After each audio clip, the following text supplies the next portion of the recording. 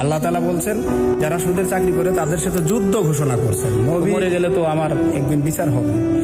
এইটাই মূলত সুদের চাকরি করবো না বলেই এই ব্যবসাতে আসি। যেমন হয়তো অন্য বেতন আলহামদুলিল্লাহ 50,000 টাকা পাইতাম, 50,000 টাকা বেতন খেলে আমার অ্যাকাউন্টে ঢুকতো।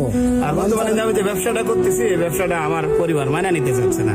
আমার বাবা মা ভাই বোন এবং আমার পরিবার কেউ মানা নিতে চাচ্ছে। ঠিক আছে, সুতরাং আমরা যারা ছোট ছোট ব্যবসা করতেছি আমাদেরকে কখনো ছোট হিসেবে দেখেন না। আমরা একটা বট গাছের বীজ লাগাইছি, দেখবেন এই বট গাছের বীজ একদিন কত বড় হবে আল্লাহ যদি সহায় থাকে। ঠিক আছে, সুতরাং কি করতেন, এখন কি করতেন? ভাই আগে আমি তো ওই যে সুদের চাকরি করতাম এনজিওতে, হ্যাঁ দীর্ঘদিনই চাকরি করা লাগছে, ওর আর্থিক একটু অনটনের মধ্যে ছিলাম। চাকরি ছাড়িয়ে দিয়ে এখন মূলত একটা ব্যবসা শুরু করেছি। ছেড়ে দেওয়ার কারণটা কি আসলে? আসলে ছেড়ে দেওয়ার মূল কারণ হলো এটা এমন একটা অপরাধ, মুখে বলাও আমার কাছে কেমন লাগে। আল্লাহ তাআলার সাথে যুদ্ধ করা হলো সুদের চাকরি এবং নবীর সাথে অস্ত্র ধারণ করার মতো অপরাধ। আমাদের নবী রাসূল আল্লাহ এদের সাথে বিরোধিতা করে আমরা পৃথিবীতে শান্তিতে থাকতে পারবো? কেউ পারেনি।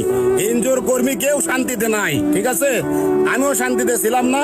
ইনশাল্লাহ এখন ইনকাম কম হলেও আমার মনের মধ্যে শান্তি আছে। আমি যখন ঘুমাইতে যাই 3 মিনিটে ঘুম।